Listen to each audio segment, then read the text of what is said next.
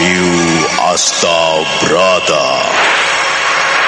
Berlatar belakang sejarah Kesultanan Mataram, menggetarkan, mendebarkan, menggelorakan semangat, cinta, dan perjuangan umat manusia yang ingin menyibak misteri kehidupan ini.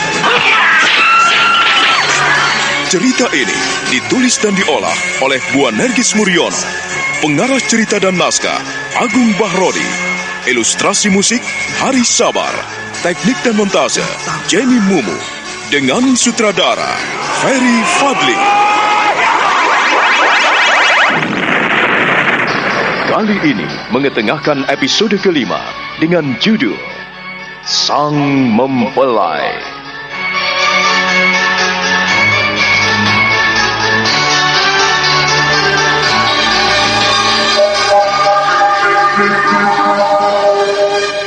Nini Warih di malam itu susah payah melahirkan anaknya yang kedua. Ternyata bayi yang keluar dari lubang rahimnya lahir sungsang.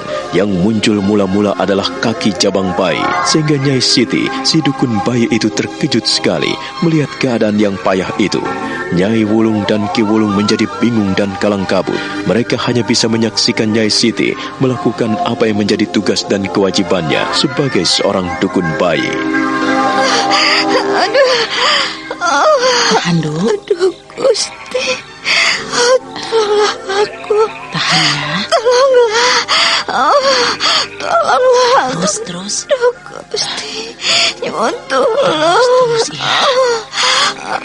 Kumpulkan sekuat tenaga dan tahan napasmu.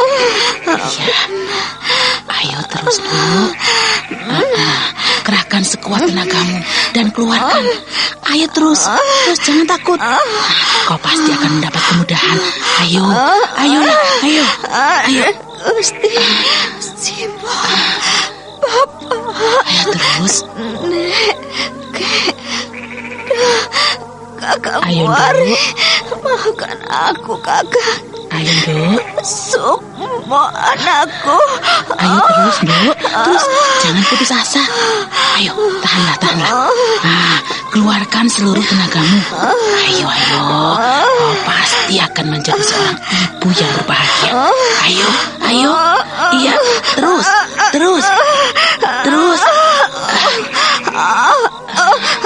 Bagaimana Mbak Ayu? Bagaimana Yusiti? Apakah tidak bisa kita cari jalan lain? Tenang saja Nyai. Kau tidak perlu khawatir. Memang pintu rahim anakmu ini terlalu sempit. Lagi pula kau lihat sendiri apa yang nampak di pintu rahimnya. Gusti Jagat Dewa Batara, mudah-mudahan kau memberikan kekuatan pada anakmu. Tolong, Nyai. Tolonglah aku. Ayolah. Iya. Aku bantu. Iya, aku bantu tarik ya. Ayo. Iya, kerahkan seluruh tenagamu. Iya, ayo kerahkan. Iya.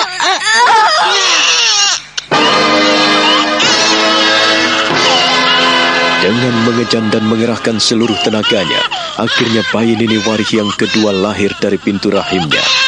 Bayi itu lahir sungsang, dan bayi itu adalah bayi perempuan yang cantik. Nini Warih tak mampu menguasai tenaganya lagi. Dia pun kemudian tidak sadarkan diri.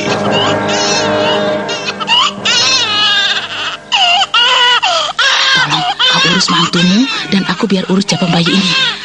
Pijatlah pada ibu jari tangannya biar diistirahat. Iya. Dia terlalu banyak mengeluarkan darah. Apakah kau tidak membawa ramu-ramuannya, Nyai? Iya, nanti ku tangani. Untuk sementara waktu tenang saja, dia akan segera baik. Aku sudah terbiasa menghadapi orang-orang yang melahirkan bayi sungsang. Memang Nini Warih selalu begitu. Dulu sewaktu melahirkan anak pertamanya juga begitu kan, Nyai? Itulah yang membuat kami prihatin. Ia selalu saja begitu.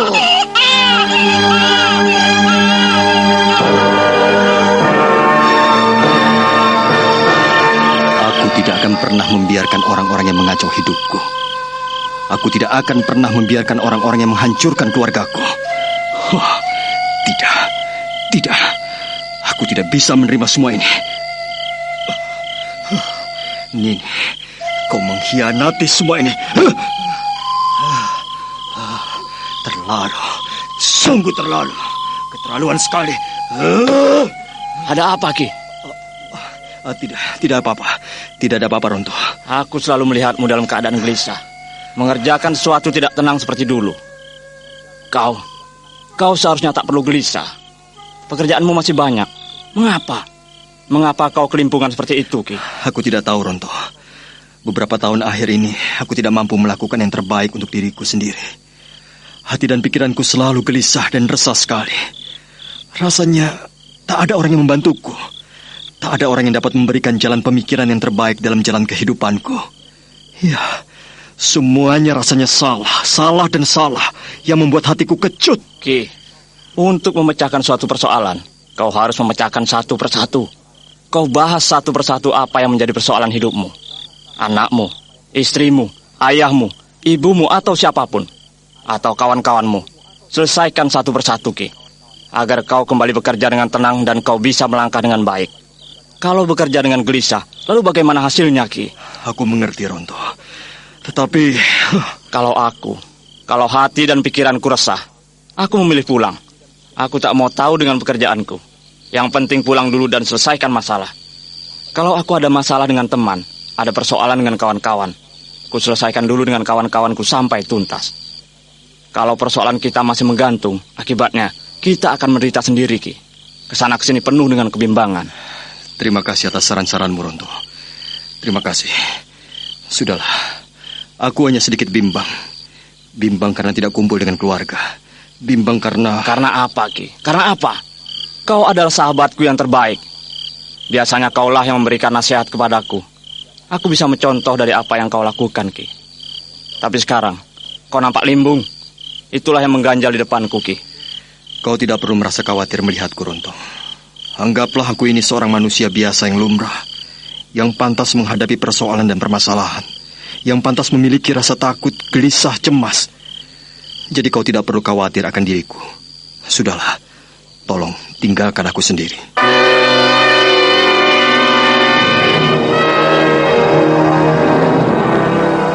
Maka demikianlah, Ki Warih merasakan sesuatu yang hanya bisa dirasakannya sendiri.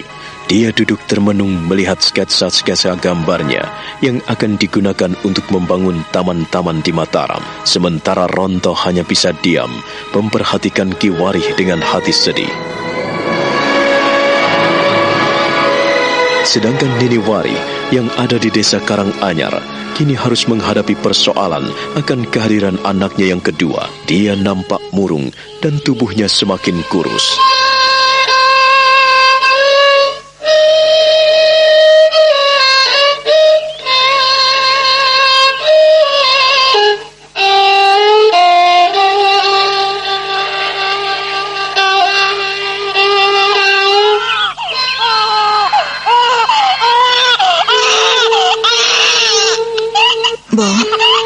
Bagaimana seandainya aku ikut saja ke kereta? Ikut kau, Bo. Jangan, Dok. Kau kan telah menjadi tanggung jawab suamimu. Lagi pula kau punya anak kecil lagi. Kau jangan ikut Simbo. Nanti apa jadinya? Apa kata orang apabila kau ikut tinggal bersama orang tuamu? Jangan-jangan para tetangga pada usil memperbincangkan dirimu. Ki Warih sudah tidak bisa memelihara istrinya. Dia dipulangkan. Ya, istrinya dipulangkan kepada kedua orang tuanya. Kau harus memikirkan hal itu, Ndok. Aku telah memikirkannya, Mbok. Tetapi bukankah Kakang Warih sudah tidak mau tahu lagi denganku? Ia sudah tidak mau pulang lagi ke sini. Siapa bilang seperti itu? Siapa bilang begitu, Ndok? Bukankah suamimu bekerja di Mataram? Dia itu seorang seniman, seorang dalang, seorang juru taman yang dipercaya oleh Kangjeng Sinuwun. Kecuali kalau Kangjeng Sultan tidak mempercayai suamimu lagi, kau boleh bicara seperti itu. Tapi bukankah dia adalah suamimu yang bertanggung jawab? Ingat, kau masih punya anak kecil. Terus terang, Bo, aku mulai tidak betah tinggal di sini. Mertuaku rasanya juga kurang ramah lagi menanggapiku. Mereka seakan-akan menyalahkan aku, Mbok. Alah, Itu kan hanya perasaanmu saja. Kakang Wulung atau Mbak Yu, saya pikir mereka baik. Mereka perhatian sekali kepadamu. Kalau tidak perhatian, mana mau memeliharamu di sini tanpa ada suamimu. Kau jangan berpikiran buruk, anakku. Kalau kau menuruti hawa nafsumu, kau mengikuti perasaanmu, maka kau tidak akan betah tinggal dimanapun. Kau tinggal sama Simbo, akhirnya kau juga sama. Kau tidak akan betah karena kau merasa bersalah. Seharusnya kau senang sekali. Dan aku yakin suamimu akan bangga punya istri sepertimu. Punya anak pertama laki-laki, kemudian anak kedua perempuan. Iya, dia pasti senang sekali, sekalipun dia belum melihat anaknya yang kedua. Tapi berulang kali kakeknya menghubunginya di Mataram. Mengapa tidak juga kembali? Bahkan kakeknya tidak pernah menjumpai di mana ia tinggal. Kakek Wulung tidak pernah menjumpainya di Mataram. Bahkan kakek Wulung mencarinya ke Krapyak juga tak ada yang tahu. Kakang Waris sengaja menghindari diri, menghindarkan pertemuan dengan orang tuanya. Dia marah padaku. Pasti marah padaku. Mengapa harus marah? Aku sungguh tidak mengerti permasalahanmu, Nduk. Ada apa di balik semua ini? Seorang suami tidak akan pernah marah apabila tidak ada sebab musababnya. Ada apa sebetulnya, toh? Tidak ada apa-apa. Hanya saja Kakang Waris tidak mau pulang lagi. Aku lebih baik ikut denganmu, Mbok. Tidak. Simbo tidak akan menerima kehadiranmu, Nini. Apabila kau tidak menjelaskan sesuatu dengan jelas, atau waktu kau pulang, kau berlaku kasar kepadanya, kau tidak memperhatikannya. Tidak, Mbok. Aku selalu berbuat baik kepadanya. Aku melihat ketidakjujuran di kedua matamu. Berterus teranglah pada Simbo. Aku ini ibumu. Katakan terus terang. Ingat, busana seorang perempuan adalah kepribadiannya, kejujurannya, dan kesetiaannya. Kejujuran, kesetiaan, dan kepribadiannya merupakan 3 hal yang harus ada padamu. Kalau salah satu kita abaikan, maka kita sulit dipercaya oleh suami kita. Mbok, kau menyalahkan aku. Aku tidak menyalahkanmu, Nini. Aku tidak menyalahkanmu. Tapi Simbo ingin kau berterus terang sedikit saja pada Simbomu. Aku ini yang mengandung dan melahirkanmu. Aku juga yang memeliharamu hingga kau besar dan dewasa, hingga ada laki-laki yang meminangmu. Aku tahu siapa dirimu. Aku tahu bagaimana sifat-sifatmu dan bagaimana tingkah lakumu. Kau tidak seperti ini kalau kau memiliki kejujuran. Kau tidak takut seperti itu kalau kau tidak menyimpan sesuatu di balik semua ini. Kejujuran adalah kekuatan seseorang untuk mengatakan sesuatu dan untuk melakukan segala sesuatu. Nampaknya kau mulai tidak jujur pada Simbo. Nini Warih tidak berani membalas tatapan mata ibunya yang berapi-api. Perempuan tua itu dapat membaca apa yang ada di dalam hati anaknya. Nini Warih tertunduk. Hatinya perih sekali memandang bocah kecil yang ada di gendongan. Anak perempuannya itu nampak tidur-tidur ayam. Nyai Pradah menarik tangannya dan diajaknya ia keluar dari bilik. Terus terang, aku kurang suka apabila kau tidak mau terbuka pada Simbomu. Kalian pasti ada persoalan, ada permasalahan. Katakan padaku, ada apa sebetulnya di antara kau dan suamimu? Kakang Waris sudah lama tidak pulang, Mbok. Demikian pula dengan Sukmo. Bertahun-tahun mereka tidak pulang. Aku duga Kakang Waris sudah bertemu dengan Sukmo, lalu melarang Sukmo untuk pulang. Sukmo pasti sudah besar. Aku tidak bisa seperti ini, menanti dan menunggu tanpa kepastian. Kau jangan mengalihkan pembicaraan Simbomu. Kau tidak boleh tak menjawab pertanyaan Simbo. Sebelum suamimu pergi ke Mataram, ada masalah apa, Nini? Ada apa? Ingatlah, ketiga hal yang sering kali kusampaikan kepadamu. 3 hal yang menjadi busana seorang perempuan yang sangat dihargai dan dijunjung tinggi laki-laki, yang sangat dibangga-banggakan suamimu: kepribadian, kesetiaan, dan kejujuran. 3 hal itu kalau kau pegang dengan baik-baik, maka suamimu tidak akan pernah marah kepadamu. Aku tidak tahu, Mbok. Aku tidak tahu harus berbuat apa. Pasti ada kesalahan. Pasti ada persoalan. Kau harus menunjukkan kesetiaanmu. Kau harus memegang teguh kejujuran. Dan kau harus menjaga kepribadianmu sebagai perempuan. Sebagai seorang istri, kau harus lemah lembut, tidak gampangan, tidak bebal, dan dapat dipercaya. Kau harus rajin dan penuh kasih sayang merawat suami dan anak-anakmu. Aku sekarang bisa mengambil suatu kesimpulan. Suamimu mulai tidak percaya kepadamu. Mengapa sih Mbok berbicara begitu? Berbicara seperti itu bagaimana? Apakah kau tidak melihat? Aku ini ibumu. Aku ini simbokmu yang lebih tahu dan lebih mengerti, dan yang lebih lama menjalani kehidupan berumah tangga ini. Seorang laki-laki akan menjadi kecewa dan marah apabila istrinya tidak jujur. Seorang suami paling benci apabila istrinya tidak berterus terang. Lebih-lebih sudah memperhatikan orang di luar dirinya. Simbok menuduhku berlaku selingkuh dan serong pada laki-laki lain. Simbok tidak mengatakannya. Kau sendiri yang bilang. Mbok, Pasti suamimu menganggap kau sebagai perempuan gampangan. Kau pasti dianggap bermain-main dengan laki-laki lain selama dia bekerja di istana. Inikah pertanyaanmu beberapa tahun yang lalu menanggapi kehadiran laki-laki lain?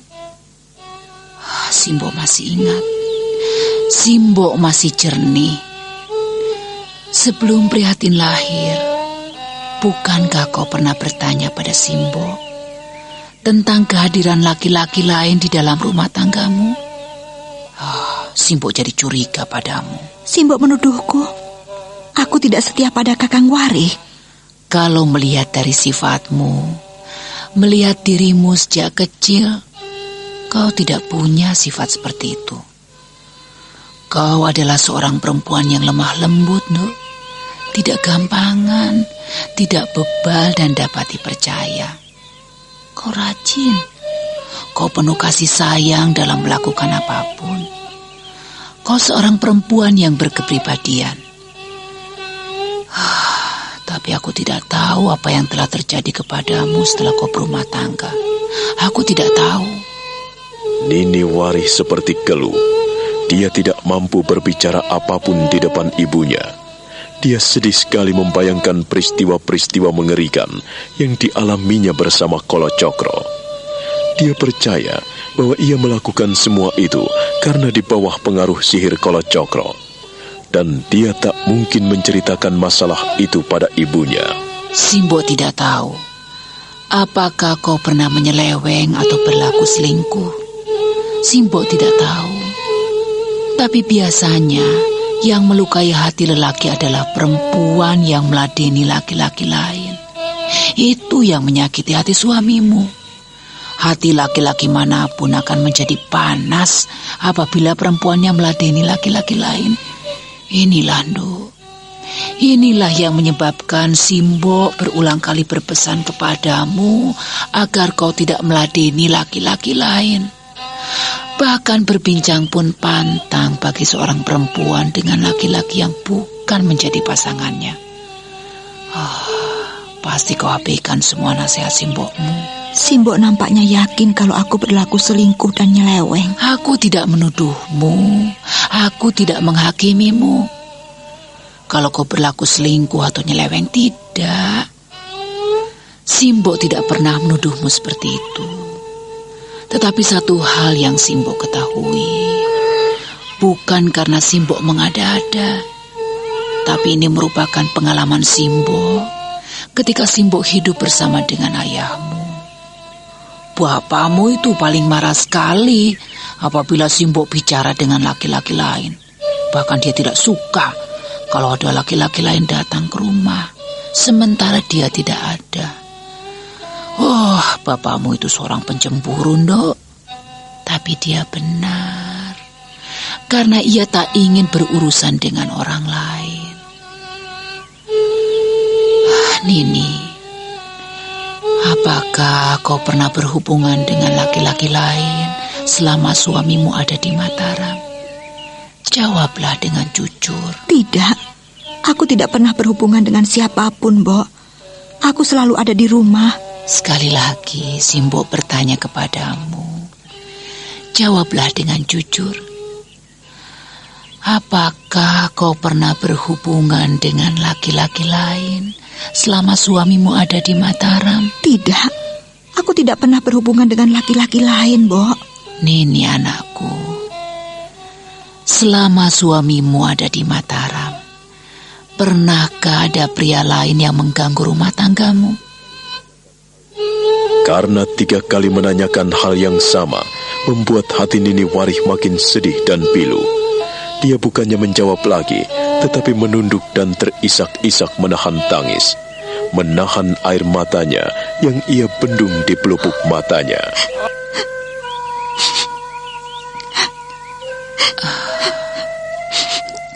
Karena kau tidak menjawab, artinya dugaan Simbok mungkin betul. Atau jangan-jangan bibirku menjadi berdosa karena masalah ini. Kita perlu bicara antara kau, suamimu, dan aku. Aku ingin tahu apa yang terjadi di antara kalian. Rasanya tidak perlu, Mbok. Tidak perlu. Ini masa depan anak-anakmu. Ini masa depan rumah tangga, dan ini masa depan keluarga kita, Nduk. Tapi Kakang Wari tidak mau terbuka lagi padaku, Mbok. Dia sudah menghindarkan diri. Dia tidak mau datang lagi ke sini. Dia terus menetap di Mataram. Bahkan menahan Aji Sukmo agar tidak menjumpai aku lagi. Iya. Itu kesimpulanmu yang pertama. Tetapi ada kemungkinan besar ia pun sibuk melakukan pekerjaannya. Pekerjaan suamimu di istana itu kan banyak sekali. Kau yakin kalau Sukmo sudah bertemu dengan ayahnya di Mataram? Aku yakin. Pasti Sukmo bertemu bapaknya. Sudah lama ia pergi ke Mataram. Mana mungkin tidak bertemu, Mbok? Siapa yang tidak kenal dengan Ki Wari? Seorang dalang dan juru taman yang disayangi Kanjeng Prabu. Kalau kau percaya seperti itu, artinya suamimu tidak bertanggung jawab lagi kepadamu. Lalu bagaimana dengan kehidupanmu sehari-hari? Apakah ia masih mengirimkan makanan dan mengirimkan uang untukmu? Masih. Kakang Wari selalu mengirimkan uang untuk kami di sini. Tapi tidak diserahkan kepadaku. Diserahkan pada kakek dan nenek. Iya.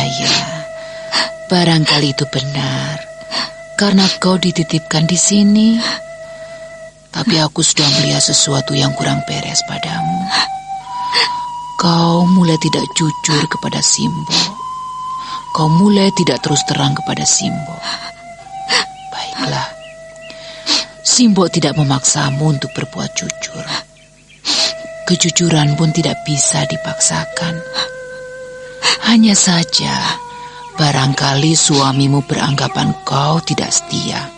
Kau perempuan gampangan. Kau perempuan murahan. Kau perempuan yang tidak bisa dipegang dan tidak bisa dipercaya lagi.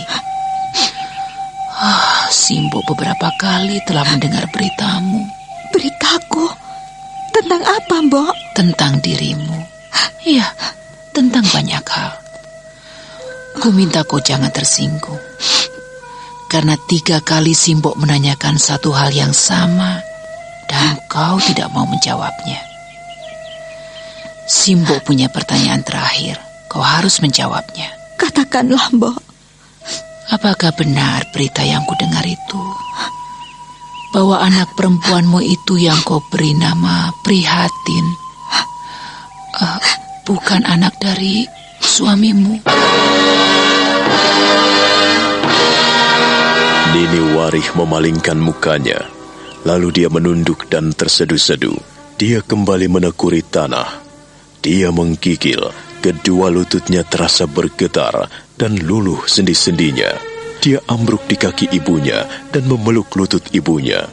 Menciumi kaki ibunya, kemudian dia menangis makin pilu.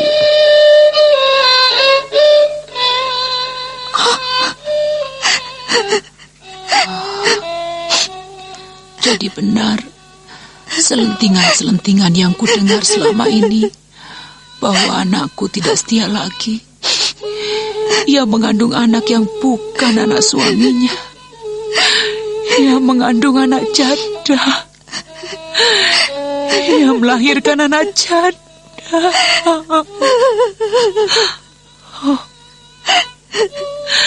Itukah jawabnya? Sehingga suamimu marah sekali dan dia tidak mau pulang. Jadi benar begitu, Ndok? Jagat Dewa Batara. Duh, Gusti yang Maha Agung. Mengapa bisa terjadi seperti ini? Pantas apabila suamimu tidak mau menerimamu lagi, karena kau telah menyerahkan tubuhmu pada laki-laki lain. Ini. Mengapa bisa seperti itu kau lakukan, Dok?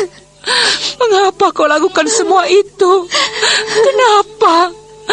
Kenapa kau lakukan seperti itu, Dok? Apakah kekurangan Ware? Apa, Dok?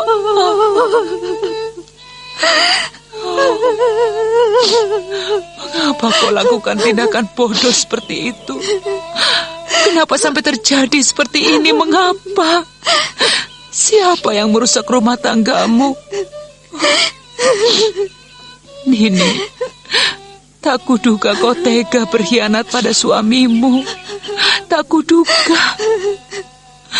Tak ada keluargamu yang melakukan seperti itu, apalagi simbokmu. Simbokmu tak akan membiarkan dirinya disentuh oleh siapapun juga.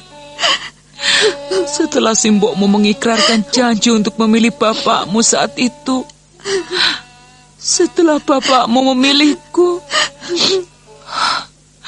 maka simbok tidak membiarkan orang lain menyentuh simbok. Karena hal itu akan menjadi kebanggaan, menjadi mahkota seorang perempuan. Tetapi kau membiarkan dirimu dijamah, disentuh laki-laki lain selain suamimu. Nini. Mbak, maafkan aku, Mbak. Maafkan aku. Tak ada yang bisa memaafkan. Tak ada yang bisa memaafkanmu. Kalau kau sendiri tidak memaafkan dirimu sendiri, kalau kau tidak memelihara dirimu sendiri, kalau kau tidak menghargai dirimu sendiri, mana mungkin orang lain memaafkanmu? Mana mungkin orang lain mengampunimu? Oh, di mana harga dirimu ini? Di mana? Oh. Nyai Pradah ikut menangis pilu. Hatinya masgul sekali. Nini Warih makin pilu, menangis dan meratap di kaki ibunya. Air matanya membanjir di kedua pipinya, bahkan membasahi ujung kaki dan ujung kain ibunya. Mbak, maafkan aku. Maafkan aku, Mbak. Tak ada yang bisa dimaafkan. Itu kesalahan besar. Itu kesalahan yang di luar batas. Maukah Simbok? Kau percaya kepada aku, Mbok? Percaya bagaimana? Kau telah menyeleweng. Kau telah berlaku selingkuh. Setiap laki-laki akan merana hatinya akan hancur jiwanya, Nenek. Apabila pasangan hidupnya tidak bisa dipercaya lagi. Sekarang aku bisa mengerti mengapa suamimu tak mau pulang dan tak mau menjengukmu. Dan apabila ia menahan anaknya, apabila ia menahan Sukmo supaya tidak kembali menjengukmu, mungkin itu suatu bentuk dendam. Dendam akan kekecewaan hatinya. Dan aku yang mengecewakannya, Mbok. Akulah yang mengecewakannya. Engkau atau tidak, Simbo tidak tahu. Tetapi yang terjadi adalah kau telah melahirkan anak yang bukan merupakan benih suamimu. Ini adalah tindakan aib. Kau telah mencoreng wajahnya dengan kotoran, dengan arang. Mengapa kau tidak bisa berpikir panjang, Nini? Mbok, dengarkanlah aku.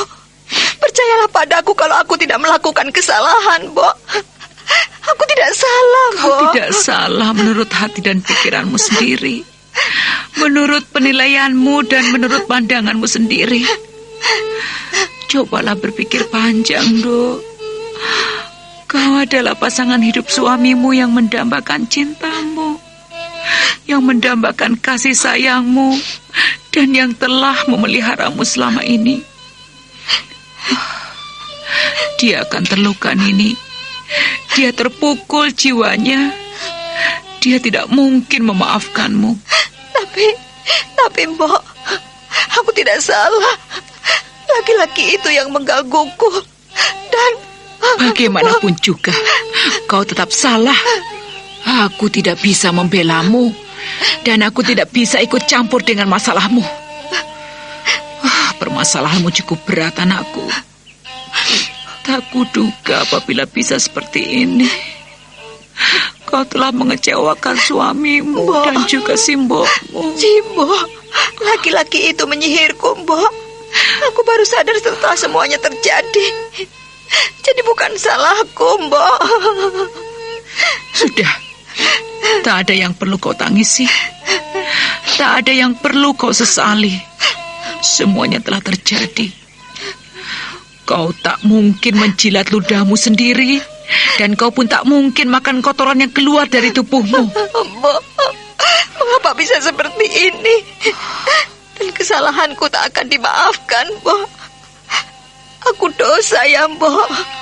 Aku salah, Mbok. Aku salah ya, Mbok. Aku salah. Dengan apakah aku harus menebus semua ini, Mbok? Dengan apa? Katakanlah kepadaku, Mbok. Jangan kau diamkan aku seperti ini. Jangan, Mbok. Katakanlah kepadaku apa yang harus kulakukan. Katakanlah padaku, Mbok, pada anakmu ini. Katakanlah, Mbok. Simbo tak bisa mengatakan apa-apa, Dok. Simbo tak bisa bilang apa-apa. Wong semuanya sudah terjadi. Semuanya sudah terlanjur. Aku tidak bisa berpendapat apa-apa tentang masalahmu ini. Kau telah melahirkan anak haram.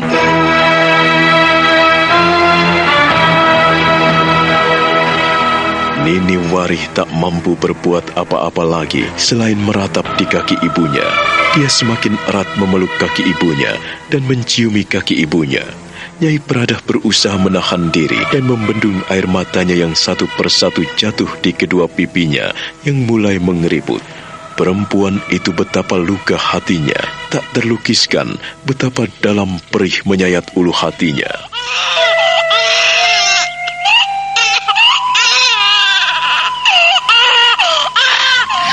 Tak ada yang perlu disesali.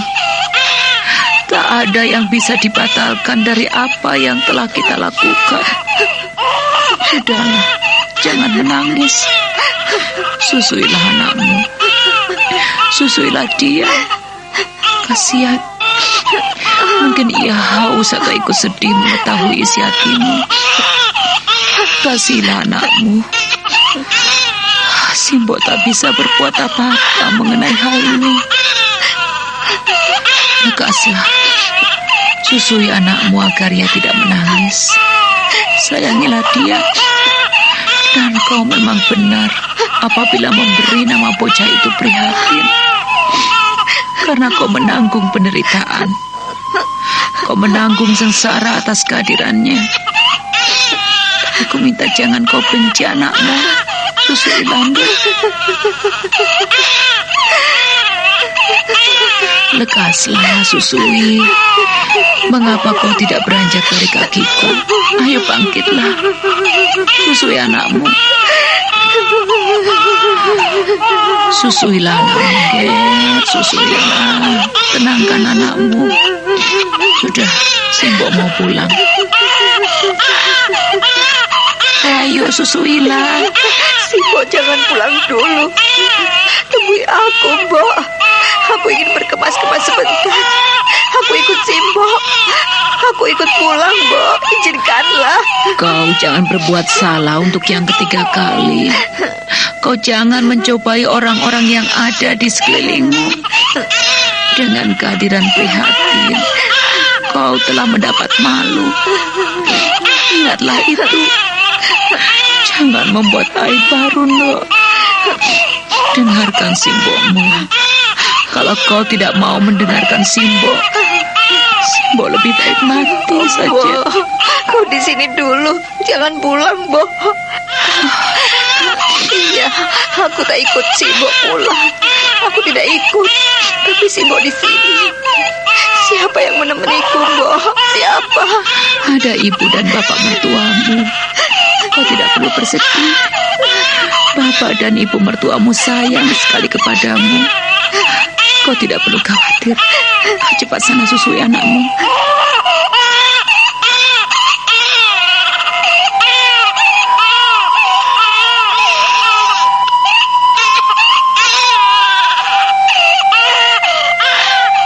Nini Warih dengan lesu menghampiri putrinya yang menangis semakin menyayat hati. Bocah kecil itu diteteinya. Tetapi bocah kecil itu tidak mau menyusu ibunya ketika ibunya menyodorkan payudaranya. Nini Warih semakin sedih karena bocah kecil itu seolah-olah mengetahui hatinya yang diam-diam membenci kehadiran perempuan kecil yang tidak berdosa itu.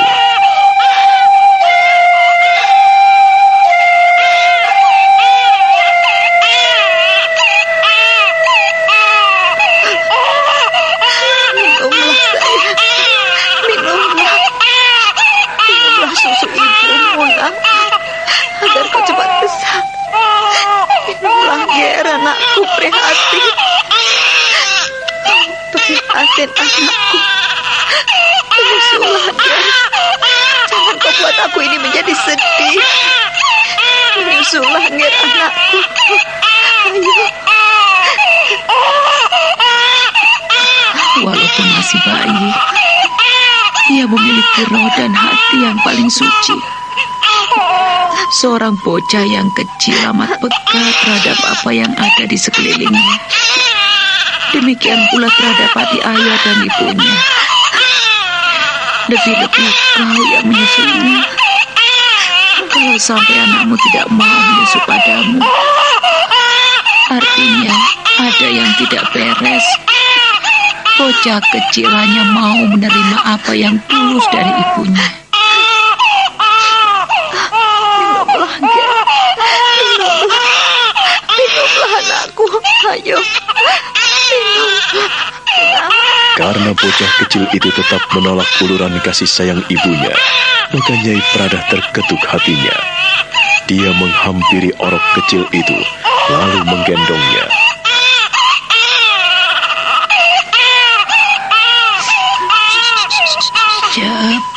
Jep, diamlah nak, diamlah Ger. Tenang cucuku, ada apa? Tenanglah ya. Jangan menangis. Ini nenek. Jangan menangis ya.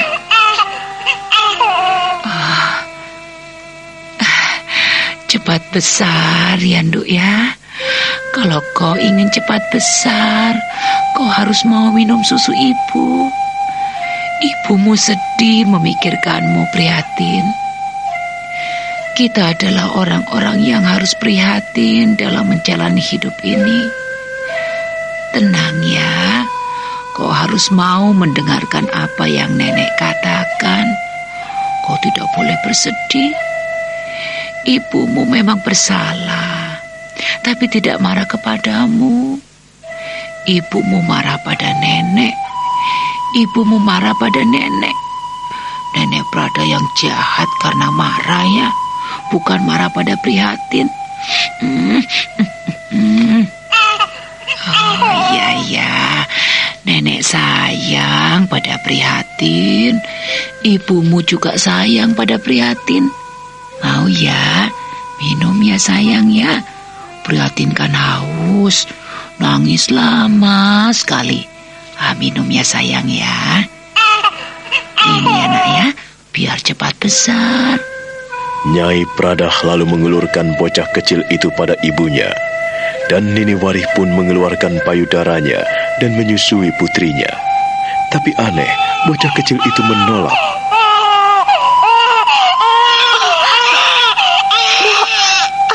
Bo, bagaimana ini, Bo? Kenapa perhatian tak mau menyusu? Kenapa, Bo?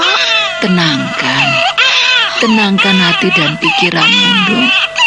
Bocah kecil bisa merasakan apa yang ada di dalam hati dan batin orang tuanya. Sayangilah dia setulus hatimu. Sayangilah anakmu. Jangan kau sia-siakan bocah kecil yang tak berdosa itu. Jangan kau simpan perasaan dendam dan benci. Kalau kau masih menyimpan rasa benci dalam hati dan batinmu, selamanya anakmu tak akan pernah mau menyusu padamu.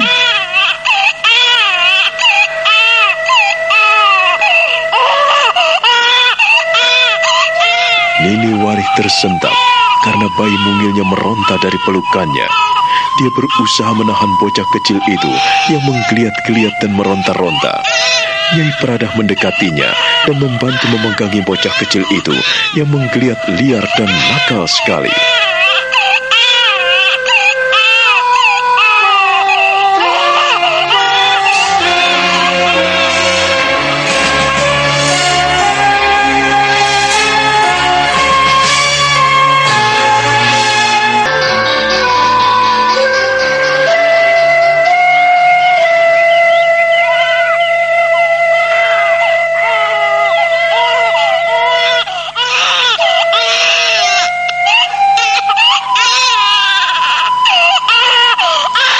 Nini Warih semakin bingung karena bayi kecilnya meronta-ronta, tak mau menyusu, dan dia hanya bisa terpana ketika memperhatikan ibunya mendekatinya. Nyai Pradah berusaha menenangkan dan menimang bayi itu dengan sabar. Nyai Pradah menepuk-nepuk pantat bayi, dan lama-kelamaan bayi mungil itu mengurangi gerakan-gerakannya. Nini Warih semakin sedih melihat kenyataan itu. Ternyata bocah kecil itu mengetahui hati dan isi batinnya.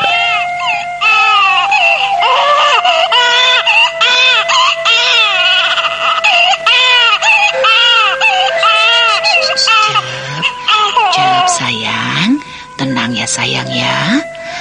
Mengapa kau tidak mau mimi? Ayo sayang, mimi ya. Kau jangan nakal, jangan nangis ya. Kau harus minum susu agar cepat besar, cepat gede. Nanti mencari Kang Masukmo. Kang Masmu telah lama pergi dan tidak mau menjenguk ibumu. Apakah prihatin tak mau menyusu padaku, Mbok? Jangan bicara seperti itu. Dia itu kan anak kecil yang hanya mengandalkan naluri. Jadi kau jangan beranggapan negatif, Nini. Kenyataannya seperti itu. Cucumu tak mau kususui. Lalu bagaimana, Mbok? Prihatin lagi marah ya? Lagi marah sama ibumu ya? Iya. Kau boleh marah, tapi jangan sering-sering ya. Ayo, Mimi sayang, minum susu ibumu. Sini sayang, ikut ibu ya. Ibu dengan tulus menyusuimu agar kau cepat besar. Minumlah sayang, minumlah ya. Minumlah anakku. Janganlah membuat hati ibu semakin sedih.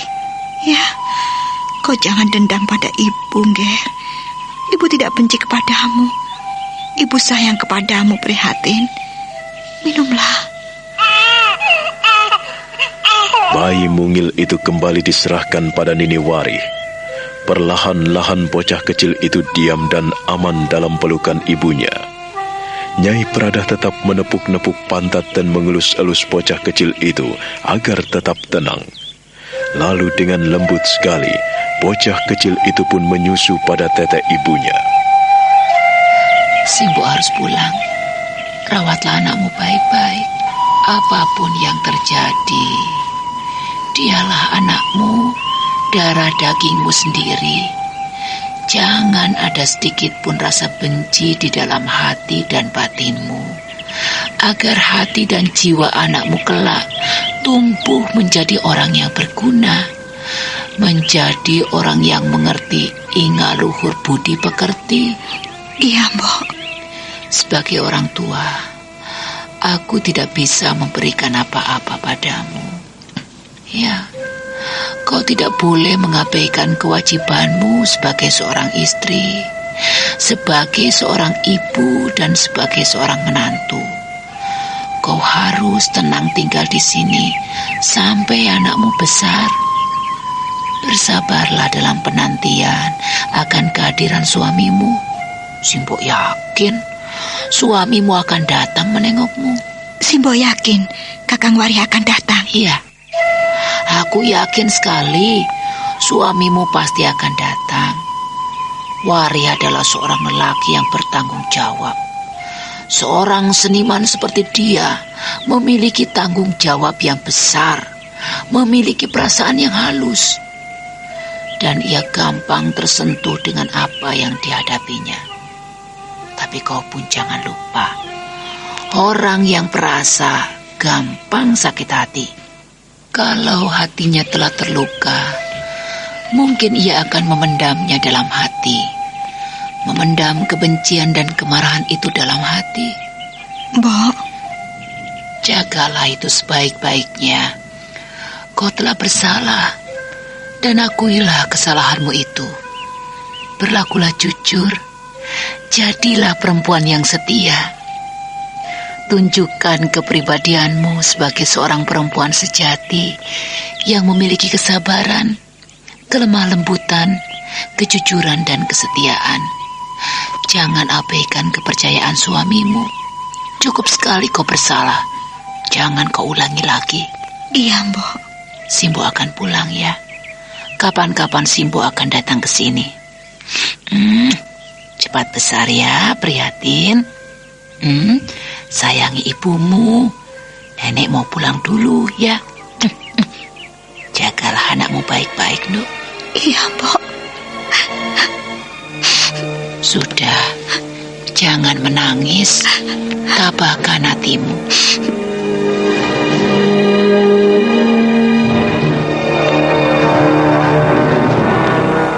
Penuh dengan kasih sayang, Nini Warih menyusui bocah kecil itu. Mulut kecil itu mengecup tete ibunya.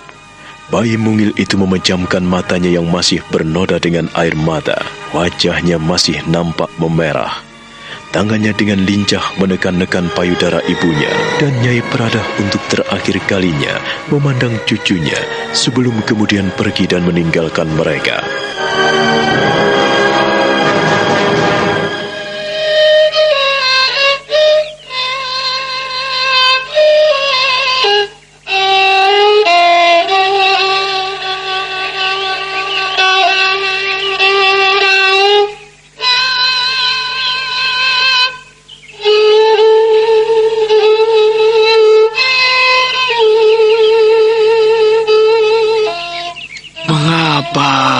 Bersedih seperti itu, Nyai? Hah? Kau baru saja pulang menengok cucumu. Ada apa dengan mereka? Tak ada apa-apa. Aku hanya memikirkan anakmu. Suaminya sudah lama tidak pulang. Apa? Sudah lama Warih tidak pulang. Tapi kan suaminya tinggal di Mataram sebagai seorang juru taman yang diperlukan Kanjeng Sinuwun. Ya mana mungkin bisa sering pulang. Lagi pula untuk apa pulang? Tuh anakmu juga sudah dirawat bapak dan ibunya. Ki Wulung dan Nyi Wulung kukira baik sekali pada Nini. Kakang Wulung dan Mbak Yu bukanlah orang yang jelek. Mereka adalah priayi yang mengetahui pakertining budi. Kau jangan membesar-besarkan persoalan, Nyai. Bukannya membesar-besarkan persoalan, tapi... Ada apa lagi? Kau selalu seperti itu, Nyai. Kenapa? Coba kenapa? Apa yang kau pikirkan? Sudah wajar apabila seorang suami pergi jauh mencari uang, mencari nafkah buat anak-anak dan istrinya. Wari adalah seorang bapak yang bertanggung jawab. Ia sudah dikaruniai 2 orang putra-putri yang cantik-cantik. Seharusnya kita bersyukur karena kita telah mendapatkan cucu-cucu dari seorang priayi. Kau harus tahu itu, Nyi. Tapi semenjak Nini melahirkan, Wari belum juga pulang. Kau belum tahu keadaan Warih di Mataram. Dia adalah orang yang dipercaya Kanjeng Sinuwun. Kau harus tahu itu. Aku tahu. Tapi ada sesuatu yang dirahasiakan ini padaku. Tampaknya ia sedih sekali. Kadang-kadang anaknya tidak mau menyusu. Itu wajar, Nyai. Apakah kau tidak pernah menyusui anakmu? Kalau perut bayi itu sudah kenyang, ya mana mungkin ia menyusu lagi? Kau ini aneh-aneh saja, Nyai. Kau ini bagaimana toh? Kau kan seorang perempuan yang pernah mengandung, melahirkan dan menyusui anakmu. Nah, kalau sekarang ini kau menghadapi anakmu menyusui cucumu, kau juga jangan heran apabila cucumu kadangkala menolak susu ibunya. Seperti halnya kita, Nyai. Kalau kita bosan makan nasi, kita bisa makan ubi, bisa makan dolorot atau makan pisang rebus. Kalau kau bersikeras seperti itu ya sudah. Aku ini hanya menyampaikan bisikan hati kecilku, Kakang. Kau boleh menyalahkan aku. Justru karena aku pernah mengandung, melahirkan, menyusui dan membesarkan anak-anakku. Aku bisa merasakan bagaimana perihnya seorang ibu apabila seorang anaknya tidak mau menyusu padanya. Nah, kalau anakmu sudah kenyang, apa kau paksa untuk menyusu? Kita ini adalah manusia biasa, Kakang. Sekali lagi, aku bicara sebagai perempuan. Air susu sangat bermanfaat bagi anak-anakku. Tetapi, payudaraku bisa sakit sekali apabila anak-anakku tidak mau menyusu. Kau tahu itu, Kakang? Itu yang masalah kecil. Itu masalah pertama. Lalu yang kedua, aku yakin anak kita menghadapi masalah, Kakang. Punya masalah besar atau kecil, seharusnya kita sebagai orang tua ini tidak boleh ikut campur, Nyai. Mereka sudah berumah tangga dan dikaruniai anak-anak. Kita tidak boleh ikut campur urusan pribadi mereka. Sekalipun mereka adalah anak-anak kita. Kau ini jangan mengabaikan dirimu sebagai orang tua. Sekalipun kita ini menjadi ayah dan ibunya, kalau ia sudah menjadi tanggung jawab lelakinya, apakah kita mau ikut campur? Itu tidak lumrah, Nyai. Itu tidak baik dan bisa membuat keluarga mereka bubrah. Aduh, kau ini diajak rembukan, tapi kok malah mengajak bertengkar, Kakang? Aku tidak mengajakmu bertengkar, Nyai. Tidak, bukan sama sekali. Tetapi bagaimana kita bisa menjernihkan suatu persoalan dan permasalahan apabila kita terbawa oleh perasaan kita, tanpa bisa membeda-bedakan mana yang harus kita rundingkan. Nah, pikirkan itu, Nyai. Tapi kita harus menolong anak kita. Nini nampaknya membutuhkan uluran tangan kita. Aku tetap tidak setuju dengan pendapatmu itu. Kita tidak boleh mengganggu keluarga orang lain, sekalipun itu anak kita, Nyai. Dia sudah menjadi orang lain, Nyai. Ingat itu. Kau tega apabila anak kita merana dan menderita batinnya? Mana mungkin ini menderita. Ia disayang dan dikasihi suaminya. Sekalipun Kiwari itu tinggal di Istana Mataram, tetapi aku percaya ia memperhatikan anakmu, anak kita. Nah, mana mungkin ada suami yang mengabaikan istrinya, kecuali istrinya bertingkah.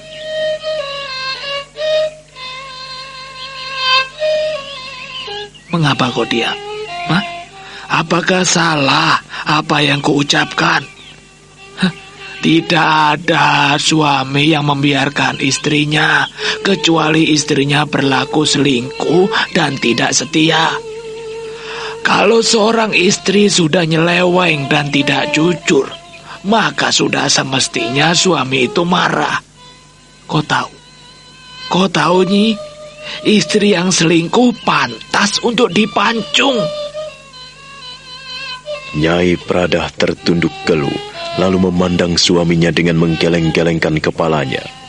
Tatap matanya sendu dan sayu. Nampak air mata mengembang di pelupuk matanya. Hidungnya kembang kempis, bibirnya meliuk-liuk. Dia tidak tahu apa yang harus dikatakannya pada suaminya, karena ia tahu persis apa yang telah terjadi pada anaknya. Aku tidak suka kau pandang seperti itu. Perempuan tidak boleh memandang suaminya seperti itu, Nyai. Aku ngeri mendengar kata-katamu, Kakang. Apakah aku salah? Kau tentu tahu kisah para nabi atau kisah-kisah lama dalam sejarah. Apabila seorang istri tidak setia, selingkuh dan nyeleweng, dia patut dihukum mati. Apakah hal itu terjadi pada anak kita? Seperti yang pernah terjadi dan diungkapkan beberapa waktu yang lalu. Apakah benar, Nini? Nini anak kita nyeleweng pada laki-laki lain. Begitu, Nyai?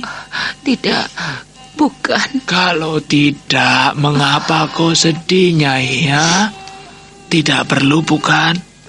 Untuk apa memikirkan keluarga lain, sementara yang kau pikirkan sudah sejahtera, sudah bahagia, kecukupan, harta kekayaan, pakaian, makan, mereka sudah cukup, melebihi kita, Nyai. Kau tidak perlu bersedih dengan masalah seperti ini. Tidak sedih bagaimana? Kita hanya manusia lumrah, Kakang. Aku tak bisa tak memikirkan buah rahimku. Apa yang perlu kau pikirkan? Lebih baik kau membersihkan gabah atau goreng kopi di belakang daripada memikirkan yang tidak karuan. Aku tidak main-main, Kakang. Aku memikirkan anak kita. Tolong, aku butuh pertimbanganmu. Aku tidak butuh amarahmu, Kakang. Bicaralah yang tenang. Kau jangan membuat sakit hatiku. Nah, iya toh, seperti itu toh akibatnya. Menyalahkan aku. Dasar perempuan, susah.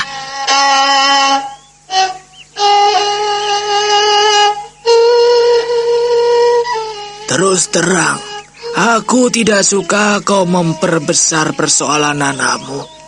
Dia sudah punya keluarga sendiri.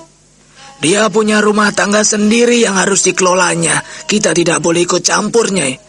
Aku tahu itu, Ki. Tapi bukankah ia anak kita? Kalau menghadapi persoalan seorang diri tanpa suami dan anak di dekatnya, lalu apa yang harus dilakukannya? Dia sama Mbak Yu juga kurang cocok. Sama Kakang Wulung tak mungkin ia menyampaikan unek-unek hatinya. Kita harus membantunya, harus. Sekali lagi, Nyai, kau jangan memaksakan diri. Jangan, nanti bisa menimbulkan kesalahpahaman. Salah paham bagaimana? Ini kan urusan anak kita.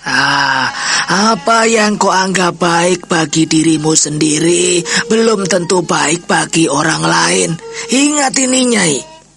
Jangan melakukan kesalahan besar lagi.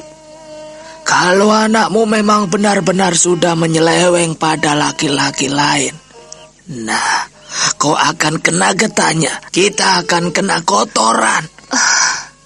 Bagaimanapun juga, Nini adalah anak kita, Kakang.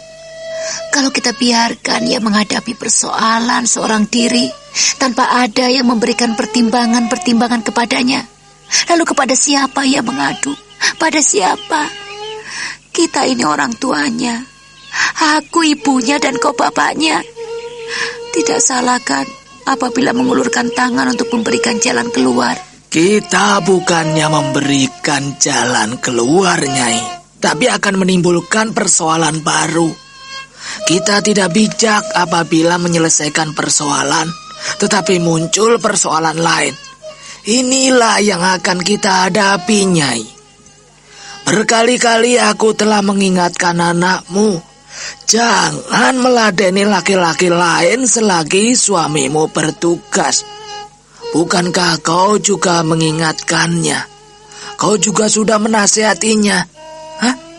Aku paling benci kalau melihat perempuan suka nyeleweng.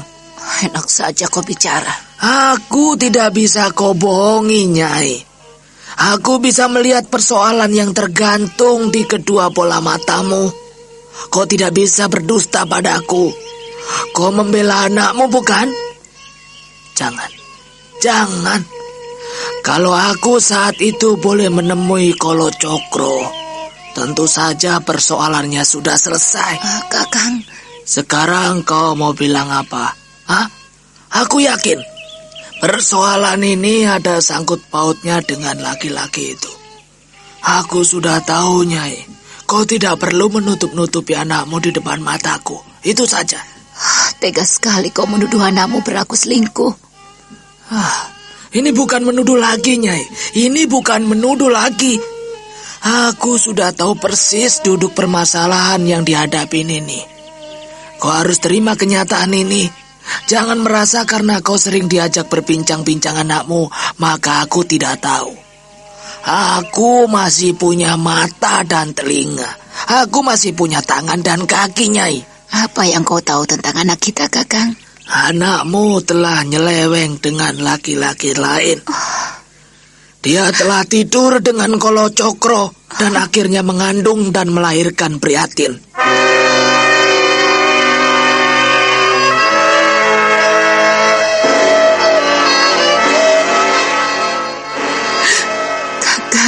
Sekarang kau mau bicara apa? Mau menyangkal kenyataan yang ada di depan mata kita? Itu jelas tidak mungkin. Kau menuduh anakmu serong dan berlaku selingkuh. Sekali lagi ku katakan kepadamu, aku bukan hanya menuduh, tetapi aku sudah tahu persis permasalahannya. Sehingga kau tidak perlu menutup-nutupi apa yang dihadapi ini. Kau ini. Tapi persoalannya bukan begitu, Kakang. Persoalan apa? Kau paling akan menjawab bahwa anakmu itu telah diperkosa dan disihir sehingga ia tidak melakukan apa-apa dan ia tidak tahu apa-apa tentang dirinya sendiri. Itu mustahil, Nyai. Kau benar-benar tidak percaya pada anakmu sendiri, Kakang. Semula aku masih percaya dan aku bisa memegang. Aku pun tahu bagaimana sifat dan tingkah laku anakku. Kau pun tahu persis siapa itu Nini. Tetapi setelah aku melihat kekurang ajarannya, ia melanggar norma-norma dan tata susila sebagai ibu rumah tangga. Baik itu diperkosa atau disihir, tetapi kenyataannya dia memang berlaku selingkuh. Kakang, kau jangan begitu. Aku akan tetap teguh pada pendirianku. Lalu untuk apa ia meninggalkan suaminya kerja di Mataram, pulang ke Karanganyar? Untuk apa? Dia kangen pada Sukmo. Dan Sukmo tidak ada di rumah. Mengapa dia tidak segera balik ke Mataram? Kau sendiri tahu, Kakang. Cucumu tidak pernah tinggal di rumah. Berulang kali ia mencarinya ke sini, ke sana, kemari. Kau tidak menghargai jerih payah anakmu sendiri. Bagaimana aku tidak menghargainya? Aku menghargainya. Tetapi kenyataan seperti ini membuat hatiku ikut kecut, Nyai. Anak kita jelas bersalah. Titik. Jangan kau bela. Dengarlah aku, Kakang. Aku tidak mau mendengarkan pendapatmu lagi. Kalau hanya ingin membela dan membaik-baikan orang yang bersalah. Kau belum tahu kenyataan yang terjadi, Kakang. Aku tahu. Aku cukup mengerti. Kenapa tidak tahu?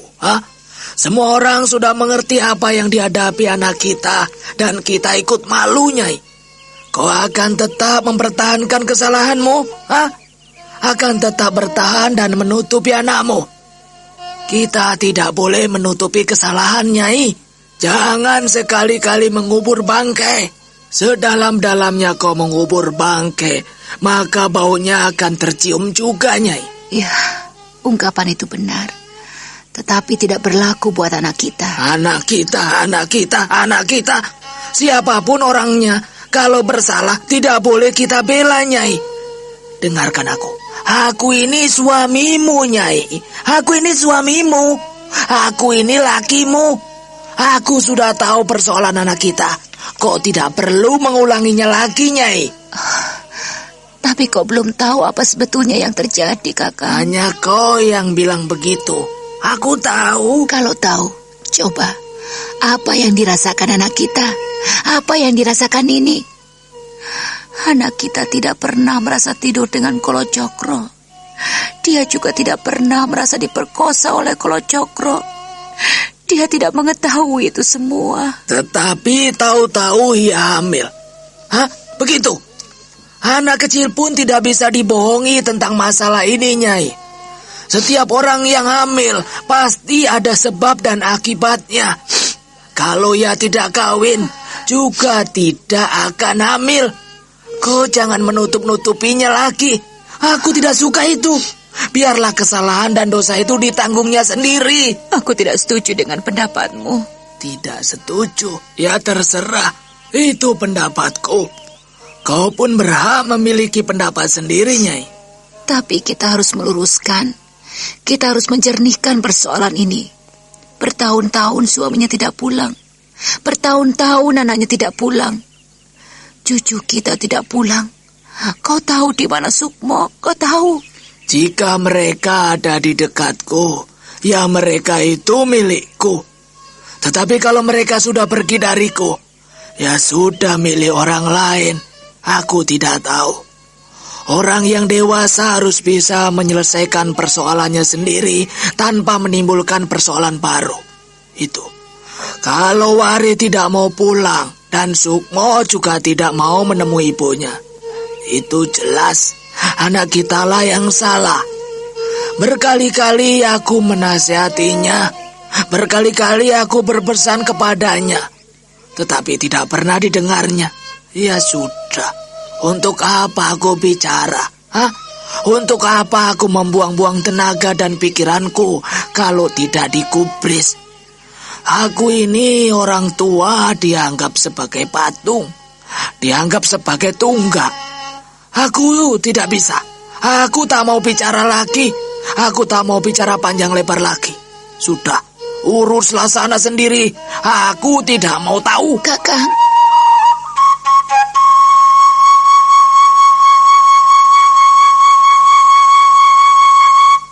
Ki Pradah memalingkan wajahnya. Lalu dia menyulut rokok yang dilinting sendiri dari kelobot. Klobot adalah kelopak jagung yang telah direbus dan dibuat untuk membungkus tembakau. Nyai Pradah makin sedih karena hati suaminya kaku sekali. Mau kemana, Kakang? Tidak perlu memikirkan aku, Nyai. Kau jangan begitu, toh. Kalau kau tak mau memberikan pemikiran padaku, sama halnya kau mencampakkan aku. Ya, untuk apa aku bicara bila tidak didengarkan? Jangan begitu. Jangan begitu. Kita ini sudah tua. Mengapa mesti marah? Terus terang, aku juga tidak setuju dan aku tidak membenarkan anak kita. Aku sudah menyalahkannya. Tapi kita harus mencari jalan keluar untuknya, untuk mereka. Kalau mereka baik, kita ikut menjadi baik. Tapi kalau kita buruk, semuanya pun akan ikut buruk, Kakang. Ia telah mencoreng-moreng mukanya sendiri. Ia telah mencoreng-moreng muka kita. Kita yang sudah tua, lebih baik diam. Diam. Dan orang yang diam bukan tidak tahu apa-apa. Justru dengan sifat yang diam, ia telah mendapatkan semuanya. Ia telah memenangkan semuanya. Ia telah mengetahui semuanya. Untuk masalah anak kita, tidak bisa kita diamkan, Kakang. Itu menurutmu, karena kau beranggapan pada falsafah kuno. Kau mau ikut campur dengan masalah-masalah anak muda pada keluarga orang lain. Itu tidak pantas. Sebagai orang tua yang baik, dia harus memberikan kesempatan pada anak-anaknya. Dan apakah aku salah apabila membiarkan anak-anakku memilih pemikiran sendiri dan jalan berpikir sendiri untuk menyelesaikan segala-galanya sendiri? Tapi kita butuh memberikan pertimbangan kepadanya, Kakang. Kau jangan lepas begitu saja. Sejak kita mengizinkan anak kita dipinang orang lain, sejak kita mengizinkan anak kita dilamar orang, sebetulnya kita sudah tidak punya hak apa-apa. Seperti kau dulu setelah kulamar, maka kau sepenuhnya menjadi milikku, karena kau ikut aku menjadi istriku. Dan aku senang karena kau menjadi istri yang setia, yang jujur, dan bisa ku percaya, dan bisa ku ajak membangun rumah tangga. Kau bisa ku ajak hidup rumah tangga dengan damai dan bahagia. Dan apabila sekarang ini anak kita menempuh jalan yang berbeda, artinya ia telah memilih jalannya sendiri. Dan kita tidak bisa menghalang-halanginya, Nyai. Lalu bagaimana jika ia terus ditinggalkan suaminya dan hidup sendiri di antara mertuanya? Jika kau yang mengalami seperti itu, bagaimana perasaanmu, Kakang? Aku tidak pernah mengalami hal semacam itu. Karena aku bukanlah orang yang bodoh. Sebodoh-bodohnya Prada, ia tidak akan membiarkan dirinya tercebur dalam lumpur yang menenggelamkan dirinya. Ingat-ingat itu. Kalau aku melakukan kebodohan, tentu saja aku tidak menjadi suamimu dan kau tidak menjadi istriku. Sudahlah, ku minta kau jangan merepotkan diri dengan urusan ini, Ware. Sudah sana, istirahat. Aku tidak suka kau bermuram durja seperti itu. Hanya gara-gara persoalan anakmu. Persoalan yang dibuatnya sendiri. Nyai Pradah akhirnya hanya bisa menangis. Dia tidak bisa berbicara apa-apa menghadapi suaminya yang teguh pada pendiriannya. Nyai Pradah lalu meninggalkan suaminya dan masuk ke dalam biliknya.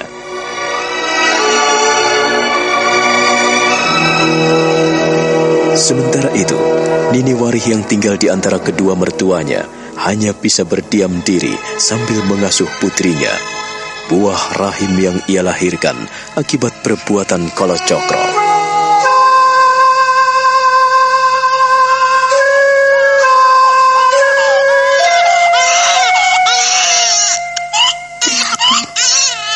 Benarkah kau anak Kalacakra?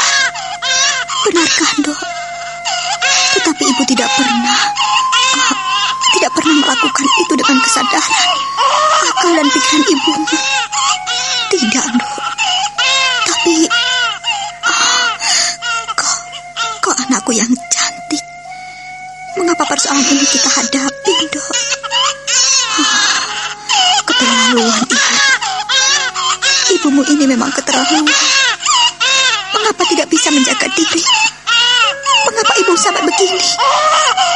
Tetapi sungguh ibu tidak tahu apa yang telah terjadi. Prihatin anakku. Tenanglah, Ger. Tenanglah, Nduk. Jangan menangis. Jangan menangis, anakku. Aku ingin kau cepat besar. Anakku prihatin. Kakangmu Sukmo tidak pulang. Ayahmu tidak kembali. Mereka melupakan kita, Nduk. Mereka melupakan kita. Ada apa, Nduk? Ada apa? Ada apa dengan anakmu? Oh, cucuku yang manis, cucuku yang cantik. Mengapa kau menangis? Ada apa? Kok tangis-tangisan seperti ini? Prihatin. Ikut kakek yuk. Ikut kakek. Ayo sini. Biarkan sini nih. Biarkan anakmu ku gendong. Biarlah aku gendong cucuku ini. Wah, aku kangen sekali diompoli. Wah, prihatin, tanding, prihatin.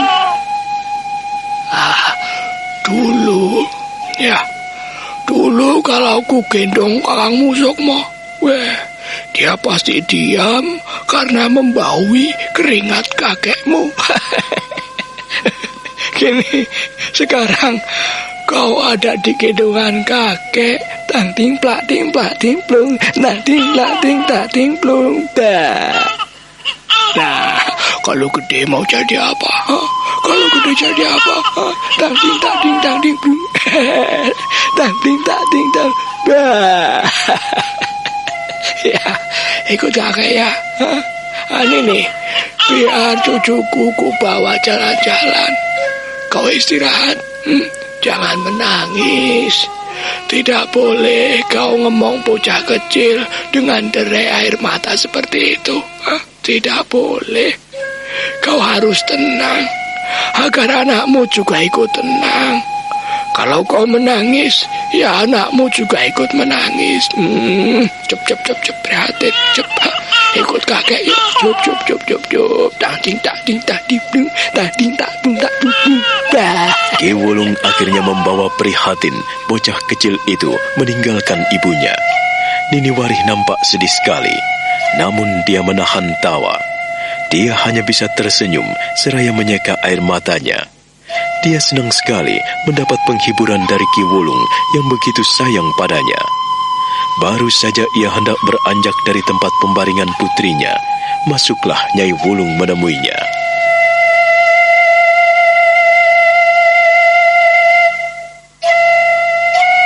Seharusnya kau tidak menangis, Nini. Aku mendengar percakapanmu dengan anakmu. Nenek mendengarnya. Iya. Nenek mendengarnya. Dan nenek kurang suka apabila kau mengungkit-ungkit suamimu dan anakmu Sukmo. Mereka toh di Mataram. Tidak mungkin pergi kemana-mana. Karena Warih dipercayakan Jeng Sinuwun dengan baik. Demikian pula dengan Sukmo. Aku yakin ia sudah menjadi pendekar yang pilih tanding. Ia telah menjadi orang yang bisa menjaga diri. Tapi Nek, mereka lama sekali tidak pulang. Mereka melupakan aku. Segala sesuatu ada sebab dan akibatnya, Nini. Berulang kali aku menasehatimu agar tidak meladeni pria lain selama suamimu pergi bertugas di luar kota. Dan sekarang kau baru bisa merasakan akibat dari kesalahanmu.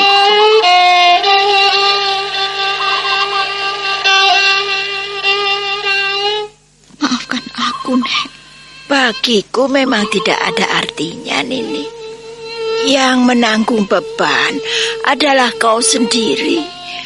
Yang menanggung noda pertama-tama tentu dirimu sendiri. Walaupun akhirnya orang tua seperti aku dan kakek mau tidak mau ya keserempet-serempet. Semuanya sudah terlanjur, Nek. Saya tak mungkin menarik lagi. Untuk itulah, kalau sudah terlanjur, artinya kau perlu memperbaikinya. Apakah kau merasa kurang kuperhatikan selama ditinggal suamimu? Begitu saja, Nini. Waktu kuperingatkan pertama kali, saat kulihat Kolo Cokro menghampirimu, kau nampak sakit hati. Akibatnya, kau rasakan sendiri. Suamimu marah, anakmu tidak mau pulang, dan kau melahirkan orok perempuan hasil hubungan gelapmu. Nek, sudahlah, Nek. Aku mohon, jangan kau ulangi itu lagi. Bagaimana tidak kuulangi? Karena kau sendiri selalu mengulangi, selalu mengungkit-ungkitnya lagi. Di sini semuanya mendengarkan pembicaraan kita, Nini. Karena kau selalu ngomong sendiri di dalam bilikmu, maka kadangkala pun ada tetangga yang mendengarkan suaramu. Banyak tetangga yang mengerti permasalahan dan persoalanmu. Nah, jadi orang itu harus hati-hati. Apalagi kita ini makhluk perempuan. Perempuan itu berat tanggungannya. Perempuan itu menanggung beban yang luar biasa. Kalau laki-laki sih mereka tidak mau. Mau enaknya, gak mau susahnya. Yaitu laki-laki. Aku sudah tahu itu. Kuakui aku bersalah, Nek. Walaupun semua itu di luar kesengajaanku, di luar batas kesadaranku. Sengaja atau tidak, tahu atau tidak tahu, semua itu menimbulkan persoalan yang sama, menimbulkan kesedihan, menimbulkan kesusahan, menimbulkan persoalan-persoalan baru yang melibatkan banyak orang. Nenek marah padaku. Loh. Bukannya marah, Nini. Aku tidak marah. Aku hanya memperingatkan lagi kepadamu. Memang kau tak perlu mengungkit-ungkit lagi masa lalumu. Apabila kau tetap merasa tidak bersalah, itu kan juga tidak apa-apa. Tak apa-apa, tidak apa-apa, Nini. Akan kutanggung semua salah dan dosaku, Nek. Sekalipun apa yang kualami ini adalah kepedihan dan keperihan hatiku. Tentu itu. Kau akan sedih selama-lamanya, selama kau mengingat-ingatnya. Piring retak itu tidak bisa disambung lagi, Nini. Sekalipun bisa disambung, ya hasilnya tidak sebagus yang dahulu. Atau kursi yang patah berantakan tidak bisa kembali sebagus seperti semula, sekalipun kita perbaiki. Nah, demikian pula dengan kehidupan ini, Nini. Jadi kau tidak perlu menyesali apa yang sudah terjadi, karena akan menyakiti hati sendiri.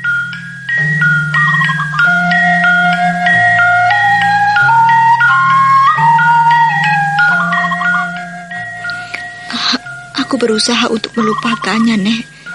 Tapi berat sekali. Kalau aku sedang sendirian, maka perasaan bersalah dan berdosa itu menyusup dalam hati dan pikiranku. Tentu, itu sudah tentu. Lawang orang yang salah itu tentu akan tetap merasa bersalah apabila mengingat kesalahannya. Kesalahan itu susah diperbaiki. Terus terang saja, Nenek ikut kecewa ini. Karena peristiwa ini sudah lama. Lama sekali. Kalau Kakang Wari dan Sukmo tidak pulang-pulang, apakah nenek dan kakek masih mau menganggap diriku sebagai menantu? Nenek memendam perasaan itu. Tetapi aku mencoba menahan diri agar mendapat kesempatan yang lebih tepat untuk bicara masalah ini kepadamu. Tetapi berkali-kali setiap kau bersama prihatin anakmu, kau bicara panjang lebar. Mana dia tahu kau tidak mau membuka persoalan itu pada nenek, tidak mau merembuk dengan baik. Ya akibatnya seperti itu. Kau akan menanggung penderitaan yang semakin berat. Kau nampaknya melihat diriku pada sosok negatif, mengingatkan salah, menasehatimu. Kau nilai aku marah kepadamu. Itu kurang tepat. Aku memang salah, Nek. Iya. Tahu. Semua tahu. Salah atau tidak, semua telah terjadi. Yang nenek inginkan itu, kau sedikit terbuka pada nenek. Kau sudah kuanggap sebagai anakku sendiri. Sekalipun kau anak mantu, tetapi aku bertanggung jawab penuh atas keberadaanmu di sini, Nini. Maafkan aku, Nek. Sejak dulu sudah kumaafkan. Aku tidak pernah tidak memaafkan. Selalu kumaafkan. Ya, orang yang salah tentu perlu dimaafkan. Itu nenek. Nenek kan pemaaf. Tapi hati perempuan tentu saja akan merasa berat. Demikian pula suamimu itu. Dia pasti sakit hati kepadamu. Warih itu perasaannya halus sekali.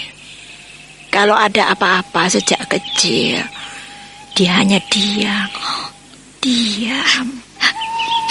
Maafkan aku, Nek. Aku membuat kecewa nenek dan kakek. Aku membuat kecewa semua orang yang mencintaiku. Orang lain itu tidak perlu. Kau justru membuat kecewa dirimu sendiri. Nenek, kakek, Sukmo atau Wari, atau barangkali kedua orang tuamu, itu tidak perlu kau pikirkan. Sekarang yang menjadi masalah tentu dirimu sendiri. Salahmu itu harus diperbaiki dengan baik. Tetapi sekali lagi, barang yang retak tak bisa disambung dengan baik sebagus sedia kala. Tidak mungkin. Kalau kau mendengarkan nasihat nenek, aku yakin tidak seperti ini. Tidak selalu murung dan sedih. Nah, sekarang, karena bagaimanapun juga kau sudah mempunyai 2 anak. Tidak perlu memikirkan macam-macam. Kau tidak boleh pergi dari sini. Aku tak akan pergi kemana-mana, Nek. Ya, itu betul. Karena kau menjadi tanggunganku, tanggungan kami. Aku sedih sekali ketika kemarin kau bilang pada ibumu, pada simpokmu, kau ingin pulang dengannya. Itu salah. Kau jangan membuat kesalahan lagi. Jangan mengulangi kesalahan yang sama. Kalau Kakang Wari dan Sukmo tidak pulang-pulang, apakah nenek dan kakek masih juga mau menganggap diriku sebagai menantu? Bagaimana aku harus menjawab pertanyaanmu? Bagaimanapun juga, kau menjadi tanggungan kami, Nini. Jangan punya pikiran macam-macam. Kalau suamimu sudah tidak mau dengan kamu, tentu saja kamu diceraikan. Itulah yang kutakutkan, Nek. Diceraikan atau tidak, apa bedanya? Aku tidak diceraikan, tetapi dibiarkan begitu saja. Sama halnya dengan diceraikan, Nek. Itu anggapanmu. Itu anggapanmu, Nini. Aku yakin suamimu tidak punya pikiran seperti itu. Kau harus menghargai kekecewaannya, kehancuran hatinya, karena kau tidak bisa memegang apa yang diinginkannya, apa yang dipesankan kepadamu. Ya, namanya saja kecewa. Biarkan saja. Biarkan saja. Kau sendiri yang harus membenahi dirimu sendiri dengan apa yang terbaik dalam hidup ini. Tapi aku salah, Nek. Aku tidak bisa melakukan apa-apa. Sekalipun aku melakukan kebaikan, mana Kakang Warih tahu, mana Sukma mengerti. Kan ada aku. Kalau kau merasa bersalah, itu namanya sehat. Dengan kesalahan yang kau ketahui, akan mengajakmu pada langkah-langkah pasti yang lebih bijaksana. Terus terang, aku ikut prihatin dengan semua ini.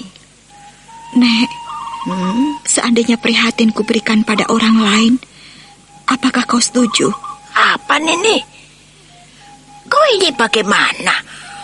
Walah, aduh Gusti Jagadewa Batara, apa yang ada di dalam benakmu itu, ha? Apa? Menyerahkan anakmu pada orang lain itu bagaimana? Katakan apa yang baik kulakukan, Nek. Nini Warih benar-benar terpuruk dalam kesalahan. Kesalahan panjang yang menggores-gores hati dan batinnya. Kini dia tak mampu berkata-kata selain terisak-isak dan menangis pilu di depan ibu mertuanya. Nyai Wulung pun membisu, tatap matanya kosong, bibirnya nampak meliuk-liuk, hidungnya kembang kempis, entah marah atau menangis. Nah, bagaimana kisah selanjutnya? Saudara pendengar, silakan menunggu seri berikutnya dalam serial Wahyu Astabrata ini. Sampai jumpa.